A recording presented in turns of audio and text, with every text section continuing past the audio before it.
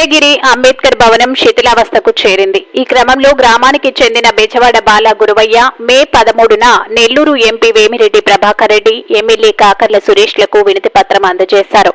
దీంతో జిల్లా కలెక్టర్ ఆదేశాల మేరకు సోషల్ వెల్ఫేర్ శాఖకు సంబంధించి ఉదయగిరి ఏఎస్డబ్ల్యూఓ కె ఆదిలక్ష్మి శిథిలావస్థలో ఉన్న అంబేద్కర్ భవనాన్ని పరిశీలించి నివేదికలను సంబంధిత శాఖ ఉన్నతాధికారులకు అందజేస్తున్నట్లు ఆమె తెలిపారు. విషయం తెలుసుకున్న స్థానికులు శుక్రవారం అధికారికి త్వరగా అంబేద్కర్ భవన నిర్మాణ పనులకు శ్రీకారం చుట్టాలని మరో వినతి పత్రం అందజేశారు. ఉదయగిరి అంబేద్కర్ భవనము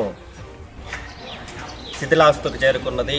దానికి సంబంధించి గౌరవనీయులు పెద్దలు ఎంపీ వేమిరెడ్డి ప్రభాకర్ రెడ్డి గారికి మరియు మన శాసనసభ్యులు కాకర్ల సురేష్ గారికి అంబేద్కర్ భవనం శిథిలావస్థలో ఉందని అర్జీ సమర్పించి ఉన్నాము. ఆ అర్జీకి అధికారులు స్పందించి నిన్న వచ్చి అక్కడికి వచ్చి ఆ విజువల్స్ ఫోటోలు అన్నీ తీసుకోవడం జరిగింది. అదేవిధంగా ఆఫీస్కి వచ్చి ఒక లెటర్ కూడా మేము ఇప్పుడు సమర్పించి ఉన్నాము.